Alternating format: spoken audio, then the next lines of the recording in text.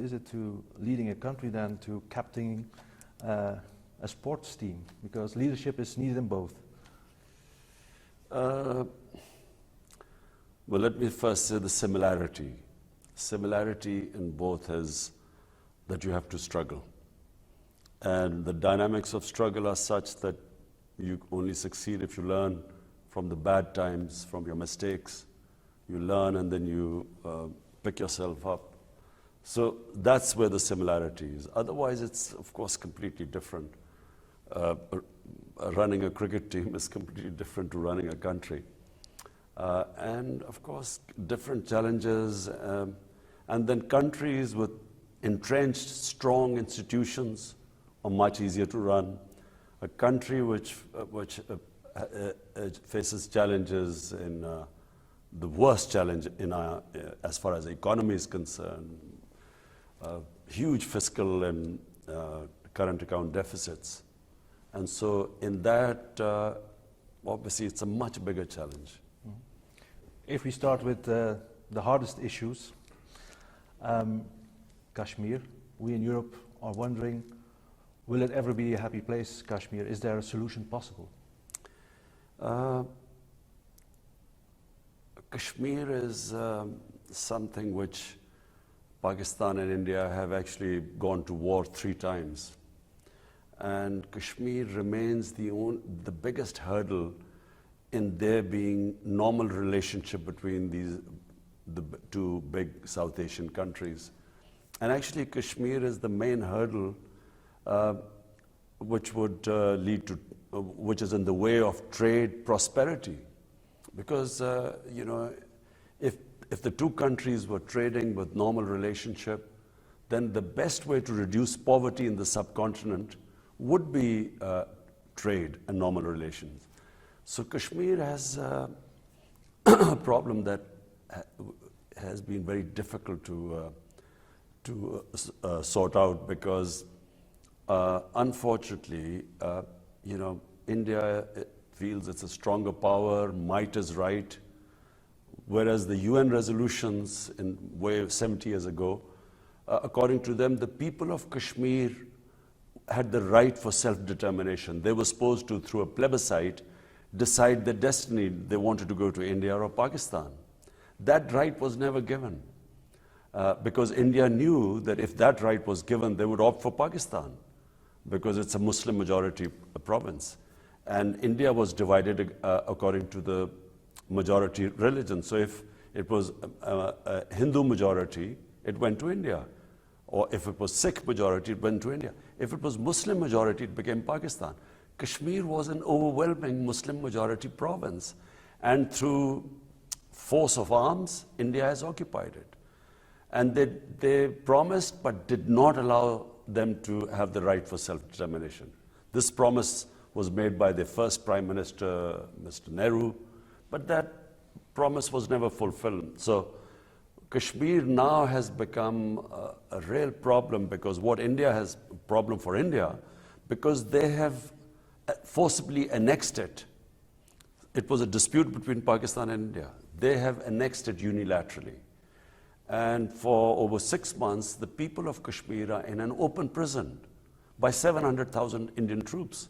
8 million people of Kashmir have no access to media. Their leaders have been put in jail. Anyone who protests has been put into jail. Students, teenagers, media clamped down. So there's a siege. 8 million people are under siege by 700,000 troops. And do you think, apart from Kashmir, will there ever be normal relations between Pakistan and India, or is it too much history or too soon, perhaps? No, I feel that if there was strong, clear-headed leadership in India, this problem would be solved. No problem. Every problem has a solution. Problem in India right now is that they have an extremist ideology. The RSS is an extremist ideology inspired by the Nazis in the 30s. And the founding fathers of RSS, which is ruling India now, were inspired by Hitler and this racist Aryan philosophy of Hitler, and they backed the Holocaust of the Jews because they believe in the ethnic cleansing of Muslims from India. So it is an extreme ideology, and unfortunately it has taken over India. And that's why they have put these 8 million Kashmiris who are Muslims, they put them in an open prison.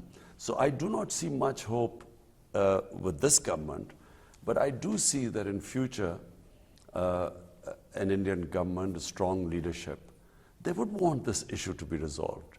And as I said, every problem has a solution.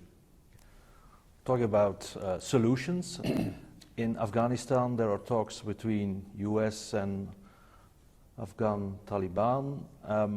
What is Pakistan doing to make it a success?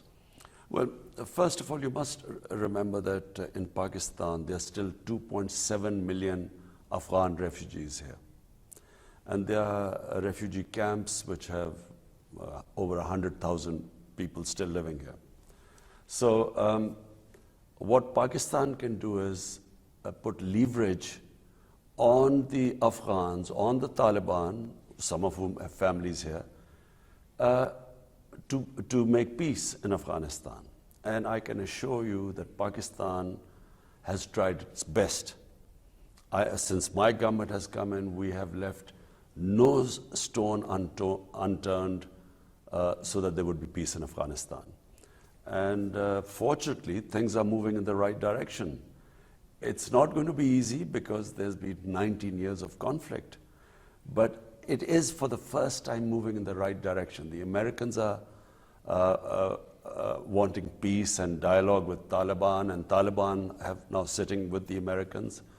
The next phase would be ceasefire, then possibly an agreement, if the ceasefire goes well, then an agreement, and then I guess the next phase would be the Taliban sitting with the Afghan government.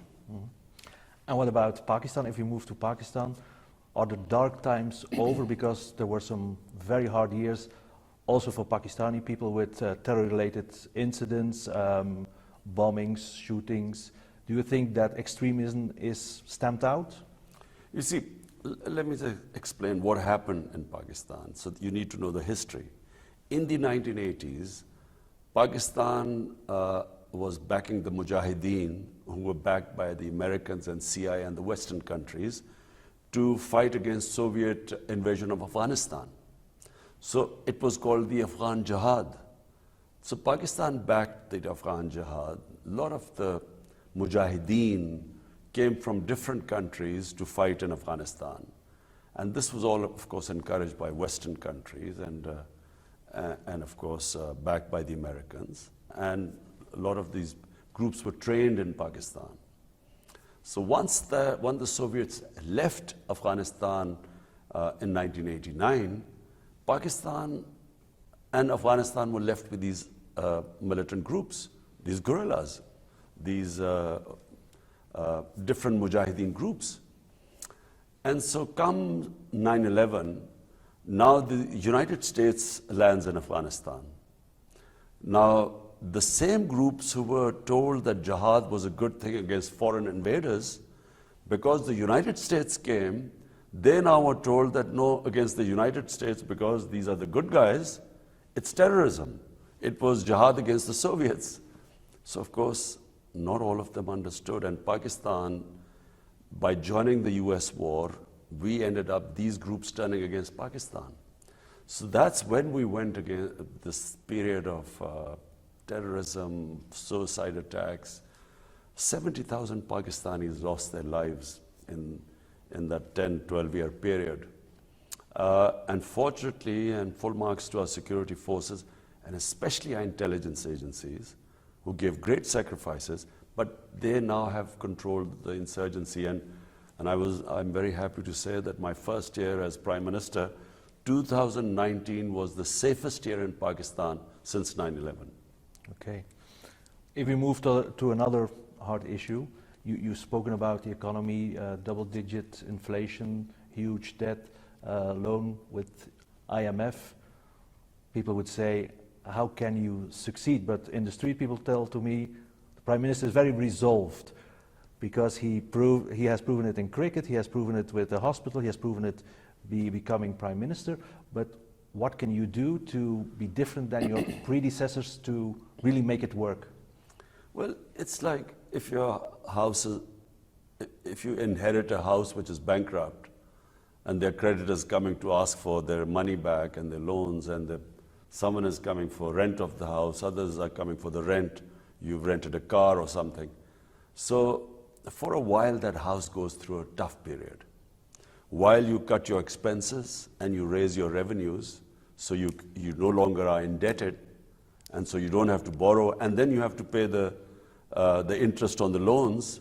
So that is a tough period. Every house which borrows and where the expenses are more than its revenues, every house goes through a tough period, and every country which has been in the same situation as Pakistan has to go through what is called the structural readjustment, where you raise your revenues to match your expenditure. And while you cut your expenditure, obviously, the people go through a bad time. Not only did we have this big fiscal deficit and current account deficit, we also have bankrupted utilities. Our electricity, had incurred huge losses. So we had a huge debt in electricity. And then our gas, so that affected our industry, because because of these huge debts, you had to raise the prices of electricity and gas. And when you raise the prices, the industry got affected, because that can't compete with the exports of your neighboring countries, which means you can't reduce your deficit. So you're caught in this debt trap. And so the first year was very difficult. 2019 was a very difficult year for Pakistan. But now, fortunately, we brought the current account deficit down by 75% in 1 year, which was tough but good. Exports are increasing, not that fast, because the world at the moment, the economy overall in the world is slowing down. But we've cut down our imports. We've tried to work on our electricity sector so that we cut down the losses. So it's been a tough period of readjustment, and I expect that this is the year 2020 where the economy will show signs of recovery. Yeah, because you've spoken about priority, lifting 100 million Pakistani out of poverty, new Pakistan. What is your vision for an ideal Pakistan? Which kind of country would you say Pakistan should be? My idea of Pakistan is what was the founding fathers' idea of Pakistan, which was an Islamic welfare state, a state which is just and humane, which looks after the bottom tier of the population, the weaker section of the society. And if you ask me, the first Islamic state was the first welfare state in the history of mankind some 14 centuries ago. State of Medina? State of Medina. It was a welfare state. And it was a state which had rule of law. It had rights. Every human being had rights protected by the state. And that was the basis of the civilized state, which laid the foundation for the next 7 centuries. It became the leading civilization in the world. And of course, emphasis on education, which was laid by our Prophet, peace be upon him. So therefore, that's my ideal. And if you ask me in modern day, which state would resemble that, I would say Scandinavian states, because they have very high welfare. I find them very civilized. And what China has achieved, China has taken out 700 million people out of poverty in the last 30 years. But different political systems, welfare state, tax collection is needed then? Look, first of all, you need to have direction. The leadership in a country needs to know where it is headed, what it wants to achieve. So if your objective is that I will achieve prosperity by raising people above the poverty line, which is what China did. Because China 30 years ago was not that richer an economy. But by lifting people out of poverty, they created extra demand, and then the extra demand meant the entire world's multinationals wanted to be there. And China has, it's remarkable, it's a miracle. But the basis of that prosperity was that the state took a decision that our priority is to lift people out of poverty. That's what my decision is. Despite all the problems what we face, we have allocated the highest amount of money for poverty alleviation in our history. I mean, despite the economic crunch, we had the outlay for poverty alleviation is the highest today in Pakistan. And when you're talking about moving economically, there is cooperation with China. What is the message from Pakistan to Europe? What do you expect from Europe, or what do you want to ask from Europe? Well, trade really, Europe has been very good to us. We have got the GSP plus, which means we get preferential trade agreement with Europe, and that's very positive. And of course, Europe is one of Pakistan's biggest trading partner. So trade really with Europe. Pakistan is open for business, even in Gawadar. There's still room and place in the port for European companies and countries to invest. Of course, you see, a CPEC just gives an opportunity to connectivity to China. But it's not exclusive. I mean, Chinese also would want this to become an investment hub for companies from all over the world, especially in Europe. Mm. Talking about climate change, Europe, there's a lot of political debate about it, but it's one of Pakistan's main challenges as well, and Pakistan is doing a lot. Why is Pakistan doing a lot? Because in contributing to the problem, you're not a big player, so you're doing a lot for solutions. Well, first of all, I was always an environmentalist because I loved hunting, I loved shooting. And as I grew up, I saw that in Pakistan, two things were happening. Our forests were disappearing, and our wildlife was disappearing. So from becoming a hunter, I became a conservationist.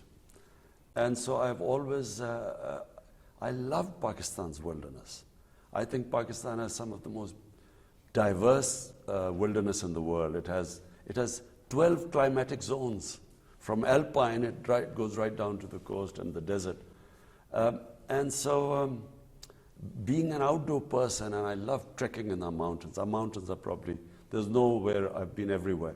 Nowhere in the world you have the sort of trekking we have in our mountains in the four ranges, Himalayas, Karakoram, Suleiman Range, Hindu Kush. So as I grew up, I realized that the beauty of this country was disappearing because our wilderness was disappearing and our forest cover was disappearing. So when my party came to power in the Khyber Pakhtunkhwa province of one of the four provinces, so we decided to plant 1 billion trees in 4 years, and we did it. And now we've set ourselves targets since I became the Prime Minister of 10 billion trees in Pakistan. And it's really to improve our environment, improve our forest cover, bring back wildlife. But Pakistan is also likely to be affected by climate change more than other countries because this country depends on our rivers. And our rivers, 80% of the water in our rivers comes from the glaciers in the mountains. And because of global warming, these glaciers are melting at a fast rate, and that is a big worry for us. We have the impression in Europe that Pakistan is opening up to the world, getting out of isolation, and tourism could be a driver to get more people from all over the world to Pakistan. Are there special measurements taken to even accelerate tourism? Yes, we've opened up Pakistan. 70 countries can get visa at the airport. We have opened up all our areas. And now that it's been one of the safest years, 2019, our tourism doubled in 1 year. So Pakistan offers probably the most unique tourism in the world because because of its diversity. Firstly, it's an ancient land. The Indus Valley civilization is 5,000 years old. Secondly, it is home to four world religions. Sufism, it has some of the ancient sites for Sufism. Then Hinduism, it has ancient sites for the Hindu religion. Then Sikhism, it has two of the most revered sites in Pakistan for the Sikh religion. And then, of course, Buddhism. The north of Islamabad was the center of the Gandhara civilization. And that is, one of the more, for the Buddhists, this is one of the best places for visiting their ancient sites. And on top of it, we have our mountains in the north. We probably have the most unique mountain tourism in the world. Firstly, it's undiscovered. Not many people know about it. Half the world peaks over 24,000 feet are in Pakistan, including the second highest mountain. So it has diverse tourism. And the cities, 3 cities, are over 1,000 years old. So in that sense, Pakistan is undiscovered. It's not actually, some countries are destroyed by tourism. Pakistan is not. A lot of hospitality here, and with peace now and security in this country, we expect that we will, the level of tourism will grow quantumly in Pakistan. Finally, may I ask you two perhaps more personal questions which trigger me. Why did you, as a famous sports star, came back to Pakistan? Was it a kind of duty, inevitable? Because you could say, I stay in London or the Bahamas, and into politics is already difficult, coming to Pakistan as well with expectations. So what was the driver to get you into politics? First of all, I never really lived away from Pakistan. I only went for studying in England for 4 years.